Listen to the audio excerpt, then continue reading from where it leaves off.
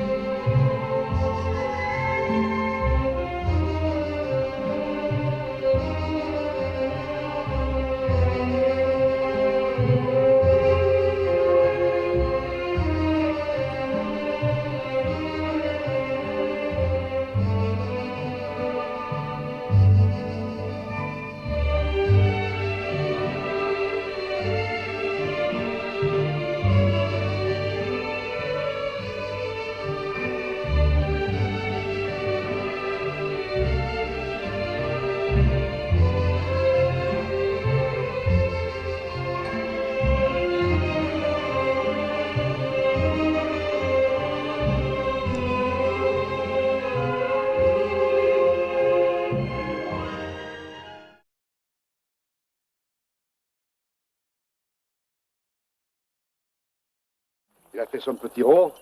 Oui, il a fait. Ah, parce qu'il faut faire attention, il faut tout le temps qu'il fasse le petit rond, parce qu'autrement, ils avalent de l'air, elle avale de l'air, tu sais. Puis alors il gonfle, puis un jour il a un ventre comme monsieur le maire. C'est le puits de Rému, c'est-à-dire la reconstitution du puits autour duquel, en 1940, Marcel Pagnol avait tourné plusieurs séquences de La fille du puisatier, avec les deux grandes vedettes de l'époque, Rému et Fernandel, et une jeune comédienne de quelques 25 ans, je crois, toute blonde, toute bouclée, qui s'appelait Josette D. Oui, mais cette fille qui va à son rendez-vous... Et Marcel Pagnol en était amoureux à l'époque, si bien que sur les affiches qui annonçaient le film, dit la légende, les noms de Rému et de Fernandel étaient écrits en caractères très discrets. Et naturellement, Rému en prenait des colères terribles. Ça ne lui plaisait pas. Et non, il avait dû s'y résigner.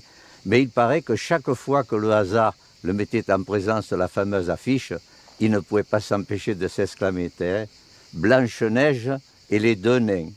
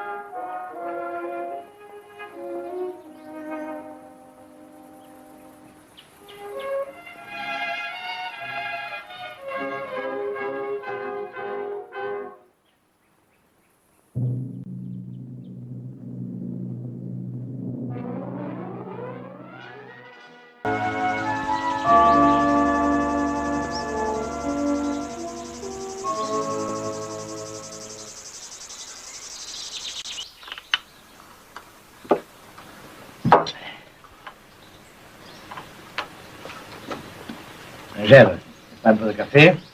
Oui, père.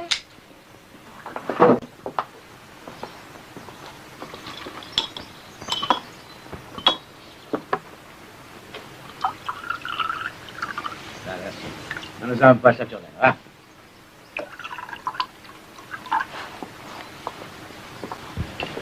Qu'est-ce que tu as avec? Tu discuté ce matin avec le Félix? Il a encore amené sa truie pour le Vera. Alors moi je veux plus, ça fait 4 fois qu'il amène. Ça peut faire, s'y paye. Justement, il veut pas. Il avait laissé un sou la première fois. Et puis alors hier, il est revenu, il m'a dit comme ça, tu sais, c'est pas bon, c'est à refaire. J'ai dit, qui te l'a dit? Il m'a dit, je le sais. J'ai dit, comment tu le sais? Tu es pas dans la peau de ta truie? Tu peux pas savoir ce qui s'y passe? Alors il insiste, moi j'ai dit oui. Enfin, il laisse la truie encore 2 jours. Puis ce matin, voilà pas qu'il revient, avec la truie. Ah, alors je dis, écoute, Félix, ça se peut que ta truie soit folichonne et que tu l'amènes ici pour son plaisir. Moi, mon Vera, je veux pas qu'on me le fatigue. Ta truie, c'est une cochonne. Elle va nous le tuer, notre Vera. Je veux plus. Alors il me dit, ton Vera, il est bon à rien. Il a dit ça? Eh ben, il en trouvera souvent des verras comme le nôtre. Alors moi, je lui ai dit, le Montvéra, c'est une bête courageuse, de premier ordre, forte et tout. Alors il m'a dit, ton Véra, il est faible des reins. Alors j'ai dit, c'est pas vrai, tu es un menteur. Alors il m'a dit, tu es un enfant de l'assistance publique. Et ça, c'est vrai, je suis un enfant de l'assistance publique. Mais c'est maître Clarius qui m'a élevé, et je lui dois tout. Et je veux pas qu'on dise du mal d'aucune personne de la famille. Ah, calme-toi, Saturnin. Mais bois ton café. Alors il me dit comme ça, ton Véra, c'est pas un homme. Ah, je dis, ça je le sais que c'est pas un homme. Et puis alors, comme il était tourné de dos, je lui ai foutu un coup de pied au derrière. À Félix? Ah non, à la truie.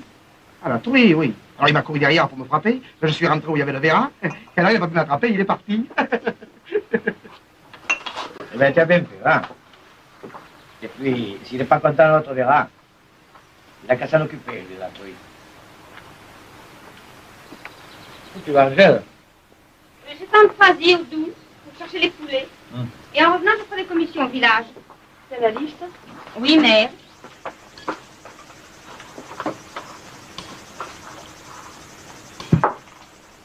Qu'est-ce que tu ajoutes? Un tabac, père. Un paquet ou 2 paquets? 2 paquets, oh, 2.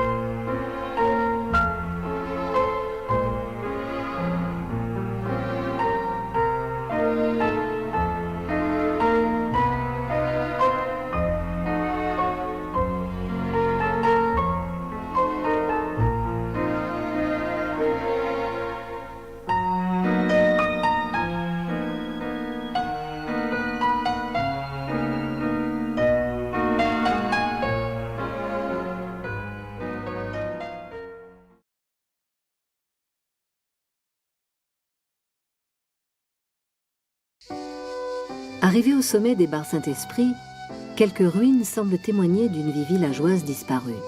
C'est la reconstitution pour le tournage du film Regain d'un village nommé Redortier qui se trouve à l'origine dans les Alpes de Haute-Provence. Nous voilà arrivés au sommet des Barres de Saint-Esprit, là. Oui, exact. C'est une petite colline du massif de Garlaban qui culmine à 368 mètres d'altitude et presque au sommet de laquelle Marcel Pagnol, pour les besoins d'un film inspiré de Giono, Regain, avait besoin d'un village en ruine. Il y avait toute une rue de village. Alors la première maison, c'est la maison de Panturle, c'est-à-dire celui des 2 habitants avec la mamèche qui avait refusé de quitter le village. Celle-là, elle était construite en dur, avec des pierres, des briques, du ciment, parce qu'on devait y tourner plusieurs séquences.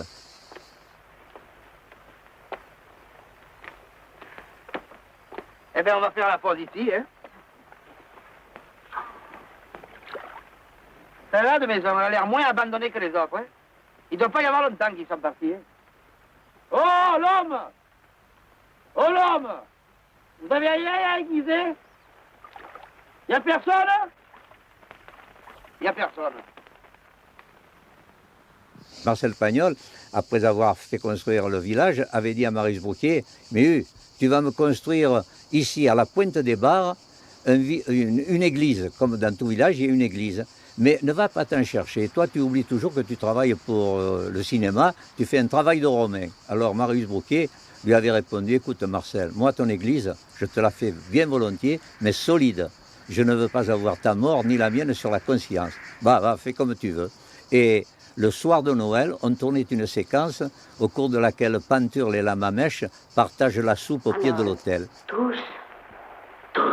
Bon, tu sais, il était beaucoup vieux. Et moi, je ne suis pas vieille, moi, et j'ai peur, moi, et je n'ai pas l'enfant, moi.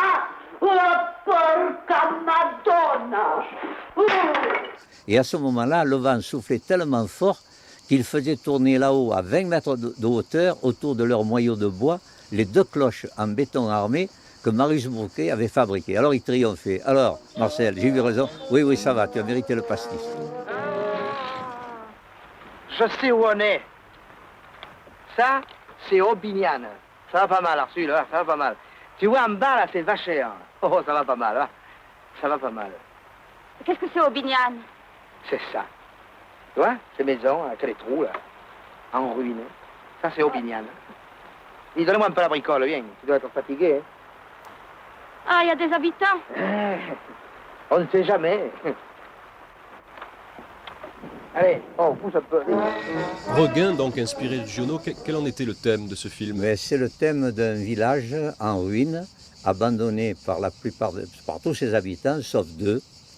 Et l'un s'appelle Panturle, et à la faveur d'une incursion nocturne, il tombe dans un ruisseau. Ça y est! Ça y est, je l'ai vu! Il y avait un homme là dans cet arbre, la branche a craqué, il est tombé dans le ruisseau, viens! Mais viens, pour qu'est-ce que vous Et allez faire? il en est repêché par la compagne du rémouleur. Et elle va préférer rester avec Panturle plutôt que de suivre le rémouleur qui l'exploitait. C'est l'étoffe qui me tire ma chaleur. Je vais l'enlever. Hein? Ce serait beaucoup mieux. Et vous n'avez même pas de chemise. On n'a pas de femme, on n'a pas de chemise. Et puis vaut mieux ne pas en avoir que d'avoir du linge sale, n'est-ce pas? Et Fernandel avait accepté de jouer dans ce film pour la première fois un rôle antipathique. Il avait toujours refusé de jouer des rôles dans lesquels il n'était pas en sympathie avec le public. Oh, je l'ai vu! Oh, monstre de nature! Tu peux dire que tu l'as trouvé, toi, le bon coin, hein? Pourquoi tu m'appelles monstre de nature? Ça te fatigue de me voir travailler? Travailler. Parlons-en de ton travail. Dans le champ, à deux reprises, dans le champ qui est en bas dessous, on y voit Panturle qui laboure le champ avec le cheval d'un voisin qui le lui a prêté. Et surtout, la dernière image du film, c'est une image superbe, on y voit Panturle accompagné de Arsule, sa compagne, qui sont en train d'ensemencer le champ à grande volée. Et à un moment donné, Arsule a un malaise. Elle s'écroule. Et à ce moment-là, Panturle comprend qu'elle attend un bébé. Et c'est la signification du film. On sent, le film signifie que le village va reprendre vie. Oh, mais c'est rien, va, c'est pas de maladie, au contraire. Au contraire. Tu peux voir un peu, toi? La femme, dans toute l'œuvre de Marcel Pagnol, tient une place prépondérante.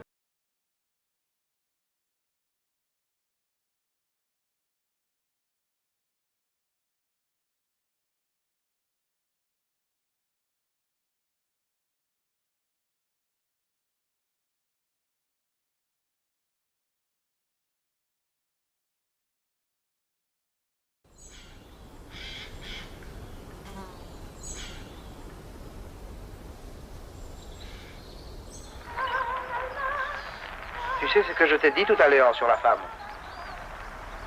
C'est pas vrai. Je sais. C'est même tout le contraire. Je sais.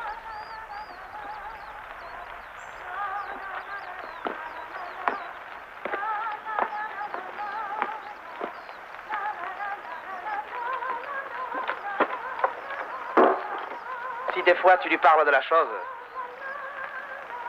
dis-lui que je t'ai demandé 1000 francs. Ça sera mieux. Elle sera plus fière.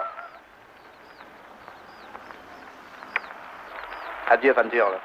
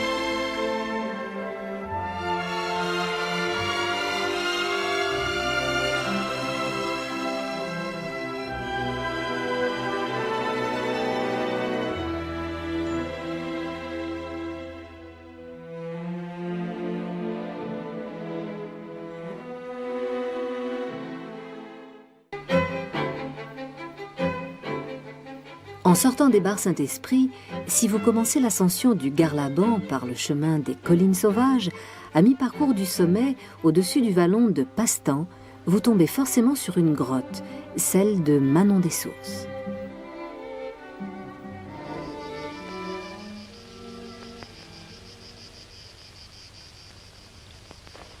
C'est là-haut?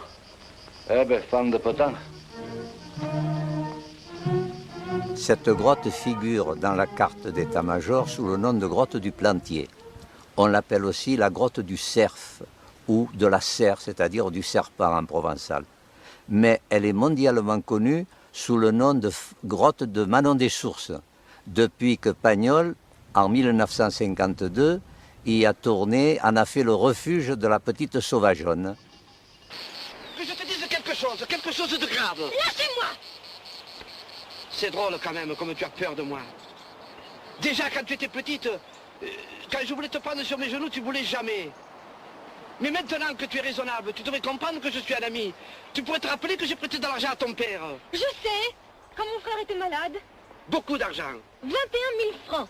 Oui, à peu près. Et puis les intérêts. Enfin, je dis beaucoup parce que pour moi c'était beaucoup. J'avais que ça. C'était l'héritage de mon pauvre oncle, celui qu'on appelait le cigalier. Vous avez un oncle qui aimait les cigales, vous? Je comprends qu'il les aimait. Il avait été soldat en Afrique, alors les cigales, il les faisait frire et il les mangeait. Il s'en faisait de pleines poils, moi j'en ai goûté, c'était très bon. Enfin, je voudrais que tu comprennes que cet argent, il fallait que je le retrouve. Bien sûr, et puis la ferme des Romarins, elle vous plaisait? Oui, ça me plaisait. C'est pas à toi de me le reprocher. Et si tu voyais comme je l'ai bien arrangé, j'ai refait le toit. Oui, tout en tuile neuve. J'ai repeint la porte, les volets. J'ai bien retaillé la lambrusque. Je l'ai arrosée, je l'ai fumée. Elle monte presque sur le toit. Le papé, tellement c'est beau. Quand il m'a vu attaquer la peinture, il a cru que j'allais me marier. Ben, après tout, pourquoi pas? Ce qui fait très joli, c'est les œillets. Pas maintenant, c'est encore que des boutures. Mais dans 3 mois, ça sera de toute beauté. C'est gracieux, les fleurs. Et puis ça rapporte. Tu sais combien j'ai gagné l'année dernière? Ça me regarde pas. Ça regarde personne, mais toi, peut-être, ça te regarde un peu. 630 000 francs. Et encore, je débutais. Et tout cet argent, je l'ai remis dans la plantation de cette année. Cette année, je suis sûr de faire plus du double. Peut-être 1,5 million, et même 2. Ah! Tant mieux pour vous. Non, je te dis ça pour te faire voir que la ferme, elle n'est pas abandonnée, tu comprends? Elle n'est pas en mauvaise main. Tandis que ta mère et toi, qu'est-ce que vous en auriez fait? Oh, ça sûrement pas 1,5 million. Et encore, je vais t'expliquer, on me vole. Parce que, n'est-ce pas, les œillets, ça se vend par botte, avec un joli papier autour. Moi, ça, naturellement, je ne sais pas le faire. Je les vends, pour ainsi dire, en fagot. Alors on me le paie moins cher. Je vous plains beaucoup. Faire les bottes, c'est un travail de femme. Alors, toi, si tu te languis de la ferme des Romarins, si tu veux y revenir avec ta mère, eh bien, vous pourriez m'aider. Ah! Je comprends pourquoi vous êtes venu ici. Vous aviez besoin de domestiques? Oh, mais non, Manon, ne le prends pas comme ça, Manon. Si tu veux, c'est pas domestique que tu seras. Alors je serai quoi? Tu seras la patronne. Tu commanderas. Et je t'aimerai. Ta mère, elle ne fera rien, que la cuisine. Et si tu veux, en rentrant, j'en parle à monsieur le curé et à monsieur le maire. Et tout ce que les gens pourront dire, moi je m'en fous. Même si c'est vrai que tu es sorcière, moi ça m'est égal, je te prends comme tu es. 1,5 million cette année. Vous? Que je me marie avec vous? Et parfaitement avec moi. Qu'est-ce que ça aurait d'extraordinaire? Tu es né ici comme moi, et même plus que moi. Tu es une espèce d'animal des collines, comme une gerboise ou une bouscarle. J'ai entendu dire que tu avais l'idée d'aller à la ville, mais c'est sûrement pas vrai. Mais qu'est-ce que vous en savez? Bon, London, tu sais pas ce que c'est de traverser la rue. Et ta mère folle, qu'est-ce que tu en ferais? Tandis que chez moi, enfin, chez toi, enfin, chez nous, elle vivrait au milieu des fleurs et elle serait sûrement vite guérie. Les fleurs, c'est très bon pour les fous. Reniflez les vôtres, ça vous fera peut-être du bien. Oh, pourquoi tu dis encore des bêtises? Tu crois quand même pas que je suis fou? Il n'y a qu'une chose qui me tracasse. C'est que j'ai une envie de t'embrasser. Oui, tout le temps j'ai envie, tout le temps. Prenez garde! Il y a encore du sang sur le bâton.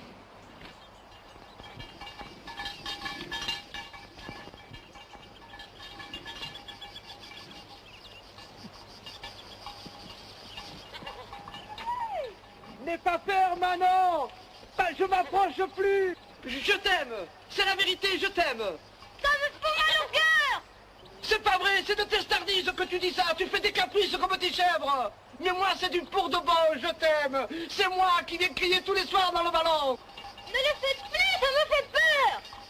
À moi, ça me fait du bien. Je peux pas m'empêcher, je t'aime. Il y a longtemps que ça m'a pris. C'était aux escales, après le gros orage. J'étais caché pour les brives. Je t'ai vu quand tu te baignais dans les flaques de la pluie. Tu avais 13 ans, tu étais toute nue. Je suis parti en courant pour pas faire un crime. C'est dégoûtant de se cacher pour regarder les petites filles. C'est pour les grives que je m'étais caché, je n'ai pas fait exprès. Vous êtes un vieux cochon. C'est pas vrai, je suis pas vieux. J'ai 39 ans. C'est ça, les bons ménages. Et puis dans la famille, j'en ai pas. Personne à nourrir. Le grand-père est mort, la grand-mère est morte. Ma mère s'est pas nue quand j'étais petit. Mon père s'est pas nue avant la guerre. Personne. Et le papy, c'est mon oncle. Il est riche, le papy. Et il veut tout me laisser parce qu'il m'aime. Et il va crever bientôt, le papy. Nous aurons sa maison au village. Et 1 million de lits que j'ai fait pour toi. Oui, c'est pour toi, nom de Dieu, parce que je t'aime. C'est pas moi qui vous ai répondu. C'est les cons. Mais au moins, dis-moi quelque chose. C'est mon bonheur d'entendre ta voix. Qu'est-ce qui te ferait plaisir? Coupez-vous la moustache. Après, nous verrons. Eh, quelle bonne idée. Pourquoi tu me l'as pas dit plus tôt? Oh oui, je vais me la couper la moustache. Bien demain, à la fête de l'eau, je l'aurai plus. Et puis tu me verras à l'habit des dimanches. Tu m'as jamais vu à l'habit des dimanches avec la martingale derrière. Il faudra que tu me regardes un bon moment pour me reconnaître. Ça vous change? C'est que ça vous ira bien? Je suis sûr que quand tu me verras, tu me feras réponse tout de suite. Dis, c'est convenu, tu me feras réponse demain. Non, pas si vite. Quand les œillets auront fleuri. Ça, c'est encore une bonne idée, ça sera plus joli. Surtout demain quand vous me verrez. Ne me parlez pas. Tu as raison, il faut garder notre secret. Je dirai rien à personne. Adieu, mon amour. Je cours vite arroser tes millions et après je me coupe la moustache. Je t'aime, je t'aime, je t'aime. Je t'aime, je t'aime, je t'aime.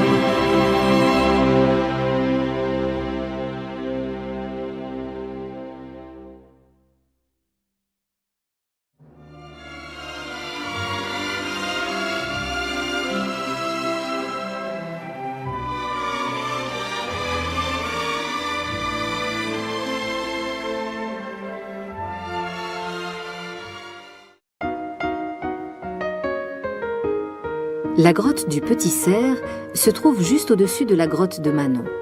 En 1934, pendant le tournage d'Angèle, Marcel Pagnol y fit une promesse. Et Marcel Pagnol avait entraîné Marius Brouquet jusqu'ici avec une bouteille de pastis. Il lui avait promis de le lui servir ici. Et Brouquet avait protesté en disant « mais il n'y a pas d'eau ». Puis effectivement, quand ils étaient arrivés, il y avait un petit peu d'eau qui suintait d'une paroi. Alors ils étaient revenus le lendemain à 4. Marcel Pagnol, Marius Brouquet et Oran de Mazis et Roger Ledru. C'était un technicien de l'équipe de Marcel Pagnol. Et dès que Marius Brouquet avait emporté avec lui une baratte, avec un peu d'eau, de ciment, de sable, et dès qu'il était arrivé, il avait tanké un petit tuyau dans la paroi, là où l'eau suintait, et à l'endroit où le tombait, il avait bâti une petite vasque. Et avant que le ciment n'ait durci, tous les quatre avaient posé leurs mains, de même que leurs noms, qui sont gravés sur la paroi au-dessus de la source.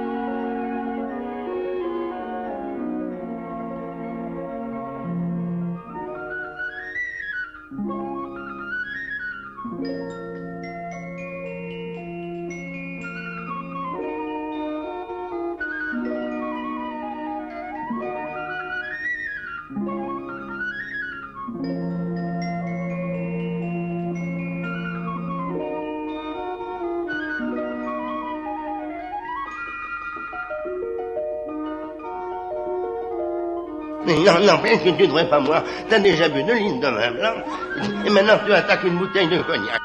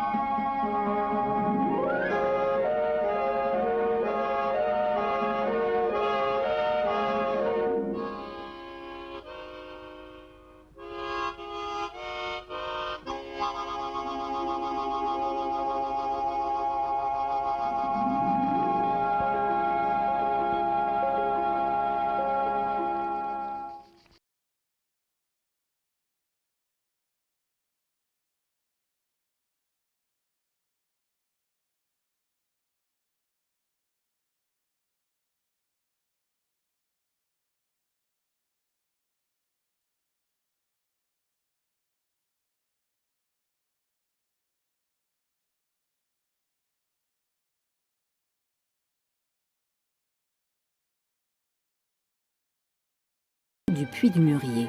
C'est ici que le petit Marcel rencontra Lily des Bellons, le tout jeune paysan du village de La Treille. C'est lui qui lui confia le fameux secret des collines, celui des sources si rares et si précieuses, qui sont autant de trésors cachés. Sources d'eau, sources de vie, elles sont aussi les sources d'inspiration de l'œuvre de Marcel Pagnol, qui nous décrit une société rurale provençale, souvent cruelle et sans merci. Oh, pauvre, il nous aurait tués. Il vous a jamais rien dit? Jamais. Que pour sa mort, que peut-être j'ai senti qu'il aurait voulu me dire le secret, mais il a attendu le dernier moment. Alors il m'a fait signer avec les yeux et il m'a dit Bouscarle, la sauce, il est mort. Ici, ce puits du Mûrier donc, fut fréquenté par Pagnol et Lily. Voilà, à chaque fois qu'ils sortaient pour aller chercher des asperges, cueillir des asperges, chercher des champignons ou caler des pièges, eh bien, ils venaient, ils allaient se ravitailler en eau dans l'un des 12 puits qui parsèment le cirque.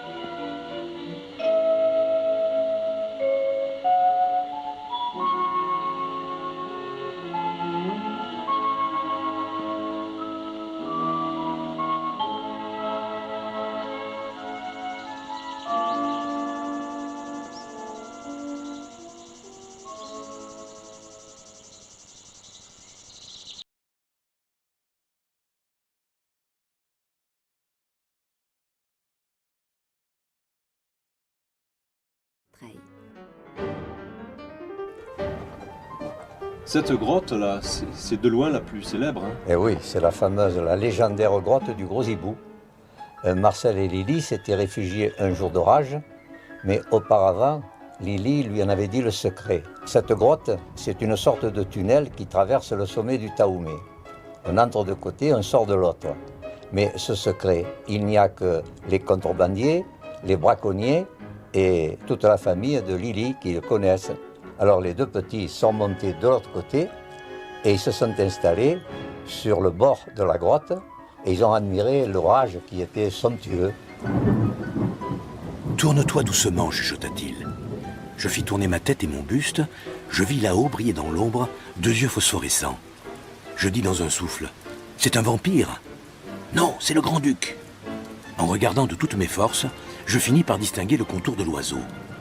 Perché sur une saillie de la roche, il avait bien 2 pieds de haut. Les eaux l'avaient chassé de son nid qui devait être quelque part dans le plafond. S'il nous attaque, attention aux yeux, chuchota Lily. L'épouvante m'envahit soudain. Partons, dis-je, partons. Il vaut mieux être mouillé qu'aveugle. Je sautai dans la brume.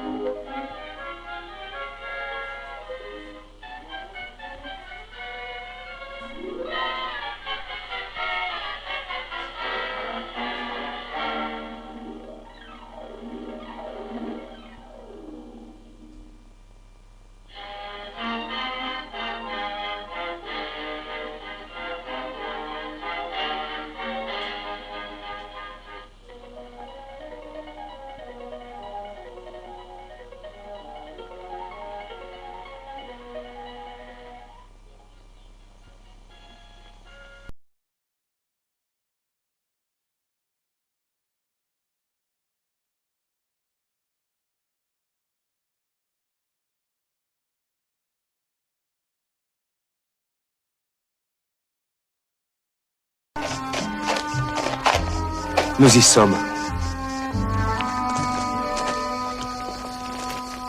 Voilà la Bastide neuve. Voilà la villa de nos vacances. Alors commencèrent les plus beaux jours de ma vie.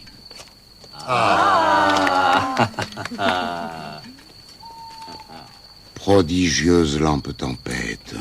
Lorsque je la vis brûler, brillante, avec la sérénité d'une lampe d'hôtel, j'en oubliai ma soupe au fromage et je décidai de consacrer ma vie à la science.